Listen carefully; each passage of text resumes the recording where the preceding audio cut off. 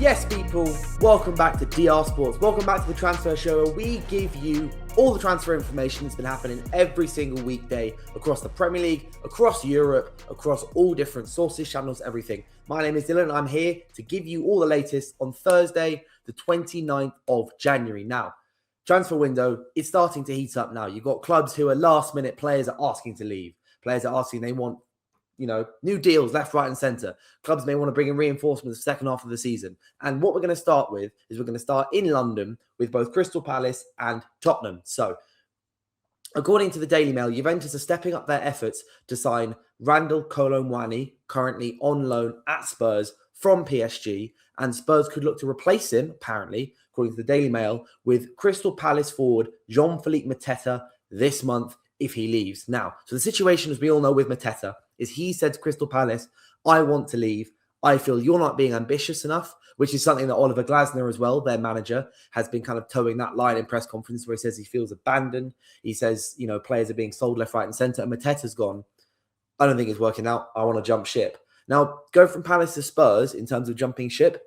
Don't know if if that's a complete right decision, but obviously they aren't the only club interested in Mateta. Nottingham Forest bid 35 million for Mateta just a few days ago. And Crystal Palace have said no, 40. So Tottenham, if Randall Kolo Muani leaves, obviously he's only on loan from PSG to Tottenham. Obviously he played for Juventus last season on loan at Juventus second half of the season. He had a stunning start to his campaign. He played 22 times for them in the end, around 1,600 minutes. And Juventus have seemingly gone, we want him back. As we've covered in the last couple of days or so, Juventus are looking at multiple different forwards, seemingly from Premier League clubs. They're linked with Joshua Zirkzee as well. We'll get onto that in a minute. But in terms of the Mateta stuff, David Ornstein has also said if Jean-Philippe Mateta were to leave Palace, Crystal Palace are strongly considering a move for Wolves forward Jørgen Strand Larsen in the final days of the window before the deadline day on Monday. So, the Selhurst Park side, according to David Ornstein, are preparing for Jean-Philippe Mateta's potential departure during the final week of the January window, which obviously we are in right now, and I've identified Strand Larsen as a potential replacement. Mateta has informed Palace he would like to leave before the February 2nd deadline, and he's emerged as a Premier League target for Nottingham Forest, Tottenham and co. So several different clubs looking at Jean-Philippe Mateta. Palace will only consider letting Mateta leave if their valuation of around £40 million is met and they have a replacement lined up. So it does seem like Strand Larsen, butchered his name there, seems to be the player that Crystal Palace want to replace him, but obviously they have competition from other clubs. Newcastle in the summer, Strand Larsen, obviously he was on loan at Wolves last season, scored 14 Premier League goals. Wolves then signed him permanently, and he asked politely, was the phrase used, politely asked to leave to Newcastle. It didn't work out. Newcastle obviously ended up getting Wissa, got their man right at the end of the window, and now it looks like Strand Larsen could possibly be heading down to London with Crystal Palace if Jean-Philippe Mateta will leave. But there's a lot of moving parts here, and it all starts with seeing if Spurs are allowing themselves to lose Kolo Muani. He goes back to PSG, then off to Juventus. Juventus are then off the market in terms of the other players that are being within the Premier League. Then Mateta can then possibly go to Spurs if Spurs pay the £40 million.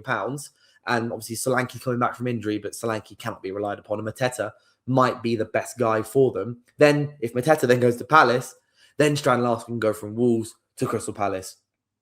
And then it all kind of works out. There's a lot of moving parts here and literally only a couple of days left in the window for them to do this. So you've got to keep a big eye on that. But continuing with Juventus and their endless links to strikers in the Premier League, Dutch striker Joshua Zirkzee, obviously Manchester United forward at the moment, is an option for Juventus as well. He'd been linked with Juventus for years and years and years. He won Serie A Player of the Year a couple of years ago before signing for United. Thiago Motta as well was a big part of Zirkzee's early years in Zirkzee's career. And United reportedly, according to Gazzetta dello Sport, the Italian outlet, United are open to letting him leave on loan, which, if we want to talk about how likely that is, I don't really think so. Dorgu's got a 10-week injury, which seems, we're waiting for the final scans on that, but it seems like Dorgu's out for at least a couple of months. And Matheus Cunha, who's been playing as a striker off the bench, is probably going to have to start at left wing now for United, which then leaves Zirkzee as one of the strikers, possible striker options for Michael Carrick with 15 games of the season left to go. If Zirkzee was to leave, United may need to bring in a replacement, which I doubt they'll want to do. So Zirkzee to Juventus is probably a no for now. but then maybe in the summer could be one to look at. But also sticking with Manchester United, according to The Athletic, United are considering what to do with Harry Maguire. Harry Maguire has just come back from injury. He was immense against City, immense against Arsenal, but he's out of contract in just a few months. It's the same contract he signed when he joined United for 80 million quid in 2019 from Leicester City. It's the same contract he's been on the entire time. They extended his +1 option last year, but they are apparently considering what to do with him now. Casemiro is already confirmed to be leaving. The club have not held substantive talks with Harry Maguire about his new contract, 32 years old. But teams in Italy, as we've reported previously, as we've covered on DR Sports previously, Italy teams such as Fiorentina, Napoli and Inter Milan have all been in contact with his agent, and the Athletic say that Turkish teams are also looking at Harry Maguire as a possible big name signing, one more big contract to head into maybe Turkey, Italy, etc. And I get the feeling it might happen. United may depend on their budget. They may decide he can stay if they get Champions League, because that gives them more budget to be able to sign a centre-back or sign other forwards and, leave Maguire as someone who can be third, fourth choice on the bench. But if United don't get Champions League, maybe it might not be the move him. If he does go to Inter Milan or Napoli, etc. Obviously, Napoli have just been knocked out of the Champions League last night after losing to Chelsea. But I think a lot of United's decisions will be based off if they get Champions League football next season. Now, moving on to Arsenal, they've been linked with Kenan Yildiz, the Juventus attacking midfielder, Turkish international, 20 years old. He is a stunning player. They've been linked with him for a long, long time. Arteta's reportedly very keen on him, likes his style, thinks he would fit and add a certain level of dynamism into Arsenal's front line. But according to Sky Sports Germany, Yildiz is close to extending his contract with Juventus, which would be, if Arsenal's interested in him, was genuinely serious, a big blow, obviously. Because if he signs a new deal, if Arsenal still want to try and sign him, that transfer fee, that value rockets up. He's a great player, only 20 years old, can play across the front line, striker, left, right, attacking midfielder. He's brilliant. And probably has and is what Arsenal may be missing, especially if Martinelli's being linked with a move to the Saudi League. Trossard's future is also up in the air. There's multiple players at Arsenal who could be leaving. Yildiz could have been that guy, but Sky Germany saying that it's likely that he will be signing, or he's close to signing, a new contract with Juventus. Now, the Saudi Pro League are also reportedly planning a move for PSG and France forward Ousmane Dembele after the World Cup. That Ballon d'Or winner, that could be a crazy, crazy transfer. And also, PSG have started talks with Luis Enrique, obviously, because his current deal runs out in 2027. But there were reports earlier last month, around the same time Ruben Amorim, funnily enough, was sacked, and Enzo Maresca was sacked as well, that he may not be extending his contract with PSG. Not a lot of Premier League clubs, obviously, he's one of the best managers in the world, so that was immediate attention towards Luis Enrique. But the Parisian are saying that he's in talks possibly to extend his deal. That's something you've just got to keep forward of.